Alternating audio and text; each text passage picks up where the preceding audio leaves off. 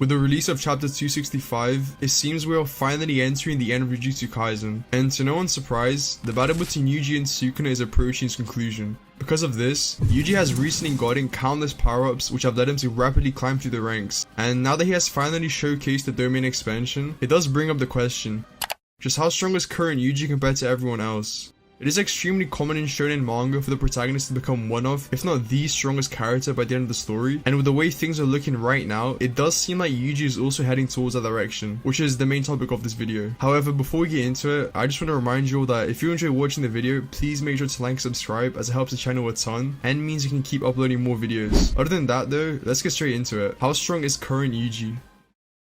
To determine Yuji's current strength, I think the first thing we should mention is his overall stats, and by stats, I'm primarily referring to his durability, attack potency, and speed. Now, even if we go all the way back to before the Shinjuku time skip, Yuji was already showing special grade level stats as early as chapter 215. We see him keep up with Maki, who at that time was already stated to be as strong as Toji, which means Yuji should also be nearing that level as well. Obviously, Maki is physically superior to Yuji at this point, as not only is Sukuna way more impressed by her, but you could also argue that Maki was purposely holding back in order to coordinate attacks with Yuji. So like, instead of going all out and making it harder for Yuji to keep up, it is possible that she held back to the point where both her and Yuji could probably 2v1 Sukuna. Nonetheless, this is still extremely impressive for Yuji, as even though Maki might not be going all out, her statement where she asks Yuji if he can keep up does imply Maki is at the very least trying to some extent, and given this is a pre-time skip Yuji, it is a really good baseline feat for him. Moving on to Shinjuku, this is where we see Yuji really get into that special grade tier. Similar to the fight with Maki, Yuji is also able to keep up with another special grade character, in this case being Yuta. Throughout the entire battle inside Yuta's domain, Yuji is very clearly able to keep up with him and Rika. While again, you could say Yuta might have been holding back to synchronize with Yuji, Yuta himself was also probably amped during the section of the fight since he is inside his own domain. So for Yuji to still keep up with this amped version of Yuta, I think it's pretty blatant evidence that at the very least when it comes to stats like speed and durability, Yuji should be around that special grade tier. Now the reason this is super important is because a few chapters later, we see Yuji undergo an awakening as a result of his black flashes. Not only does a normal black flash already give you a 120% boost, but in Yuji's case, he's able to stack them on top of each other. I know there's a bit of debate on if black flashes can stack. When it comes to Yuji specifically, Sukuna's statement of Yuji climbing up to his level 3 black flashes does just blatantly imply that Yuji is getting multiple amps rather than just one, or else Sukuna wouldn't use the word climb to describe it. So if before his awakening Yuji was arguably already at that special grade tier in terms of stats, then after the black flashes he definitely reached that level, if not surpassed it. I mean, even as a Sukuna glazer myself, this amped version of Yuji was low-key cooking him. Like there was a time in the fight where Sukuna was genuinely tweaking. Anyways, even though more stuff does happen later in the fight, like when Tojo joins for example, Yuji doesn't really get any more amps to his stats specifically. So for that category, we can come to the conclusion that he is at the very least baseline special grade level. So similar to people like Yuta, Maki, and Akari for example.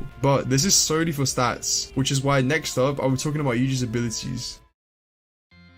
So the first thing I want to mention is Yuji's RCT. Even though at face value his RCT doesn't seem to be anything that amazing, if you actually look into it, it is extremely high level. The first time we see Yuji's RCT in action is when he heals an entire part of his midsection after Sukuna uses this mantle, and that alone is already a pretty insane RCT feat. Like yeah, it does take him quite a while to do so, but it does show Yuji is clearly able to heal entire limbs. However, one of the more impressive showcases comes later on when Yuji's fighting alongside Yuta. When Sukuna slashes both of them, we can see Yuji and Yuta start healing at basically the same time, and they're also both finished healing at a similar time as well, which does imply that RCT is at the very least somewhat comparable in terms of speed. Obviously Yuta is faster and is at higher level, but if we're talking solely speed, the panel does make it seem like they're pretty comparable. And this is Yuta we're talking about, who has by far some of the best RCT in the entire verse. So for Yuji to be able to keep up with him, it means Yuji's RCT should be of a similar level to the other special grade characters, so Yuki, Udarume, and even Yuta himself. To build upon this, you also have to remember the fact that this is a pre-awakening Yuji. We know black flashes increase your ability to manipulate cursed energy greatly, so after hitting multiple black flashes, Yuji's RCT would obviously also get a massive amp, which should carry on to his base. And since we're discussing defensive techniques, I also want to bring up the fact that Yuji now has simple domain, and for the longest time that was probably his biggest weakness, right? Not having any domain counters always put Yuji at a massive disadvantage against actual domain users, but now he has a way to survive. And even though we've only seen his simple domain once, the fact that he was able to withstand Sukuna's malevolent shrine for almost 100 seconds is insane. I know Sukuna's domain at that time was severely nerfed, but it was still stated to have the same output output at Sukuna's normal level in Shrine, which, to remind you guys, completely destroyed Gojo's symbol domain within seconds. So yeah, Yuji's symbol domain should not be downplayed. Next up, I want to talk about Yuji's offensive abilities, which he has 2 of them, those being blood manipulation and his slashing technique that's similar to Sukuna's. I'll begin with blood manipulation since that's the one we know most about, and it's also pretty simple. We basically know everything blood manipulation does through Choso and Kamo, so Yuji can use attacks like Supernova and Piercing Blood, which are very effective both close range and long range. Though I will say against top tiers, Piercing Blood isn't as effective, right, because of his speed and AP, but it's still really useful. Same thing with Supernova, which Yuji was able to use to distract Sukuna, so it definitely help against basically anyone. Blood manipulation is also helpful when it comes to healing, which we saw inside Sukuna's domain, where Yuji was able to reattach his leg, and yeah, it really does go hand in hand with the RCT. Like, even if we say Yuji's RCT might not be at the level of the top tiers, if you combine it with blood manipulation, it should give him the push to be at that level.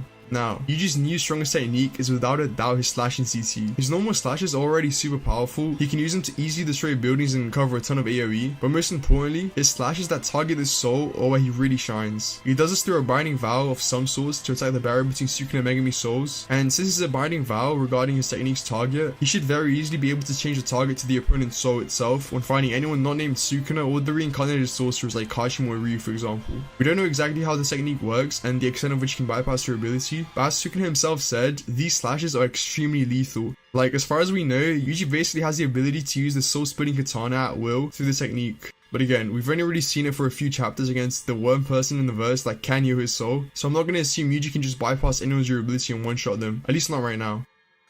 Lastly, probably the most powerful technique in all of JJK, domain expansion. It's the absolute peak of sorcery and one of the main deciding factors when it comes to winning a fight in JJK. And I'll just get straight into it and say, if I'm being completely honest, I don't think Yuji's domain really matters that much. We haven't actually fully seen it yet, so it could be extremely overpowered if we account for his short hit rules, but the main problem is the domain itself. What I mean by this is that because against pretty much every other top tier, Yuji will just straight up lose the clash relatively quickly. The reason I say this is because we know the most important thing in the domain tug of war is the domain's refinement, and in Yuji's case, he himself says he doesn't really know how it works and that he just made it on the spot. It's kind of like he just threw a bunch of shit together and just hoped for the best, which to be fair to him, it did work out in the end, but against people like Hikari, Kenjaku, and Yuta, for example, all of these people have statements and feats that relate to their domain refinement and barrier skill. Yuji would likely be at a disadvantage since there's nothing really to suggest his domain is on that level. If anything, it might actually be better for Yuji to just use simple domain as a counter to his opponent's domain, since if Yuji does go for a domain clash, not only will probably lose and be on CT burnout, whereas cursed energy reserves will also take a big hit. It was stated that even high level sorcerers can usually only open their domain once a day, and since there's nothing to suggest Yuji's cursed energy levels are that high, like Yuta for example, I doubt Yuji could just keep opening his domain over and over again without major drawbacks. Overall though, it's still obviously a great technique to have, and just being able to use domain expansion in the first place is already an impressive feat, especially for someone like Yuji who's only been a sorcerer for a few months. To finish things off, if we take into account current Yuji's stats and abilities, he is definitely nearing the peak of special grades. You can honestly argue that he was already a special grade level sorcerer during the beginning of Shinjuku, and now after all of his awakenings, he just keeps climbing up the rankings, which makes sense, right? It was said that his potential was equal to Sukuna's, and I have no doubt in mind that he will become the strongest. That is, only if he manages to live through the final arc. In terms of where Yuji stands compared to everyone else in the verse, I'd probably put him around that Yuta Kenjaku tier. If we take domains out of the equation, then he might be able to beat them, but with domains included, I don't think so. But again, that's only because Yuji's current domain is probably his first time ever using it, so it shouldn't be a surprise that it's not that impressive. If you enjoyed the video, please make sure to like and subscribe as always. From now on, I'm going to start uploading more consistently, so yeah, make sure you subscribe so you know whenever I drop new videos. Other than that though, thanks for watching and I'll see you guys next time. Peace.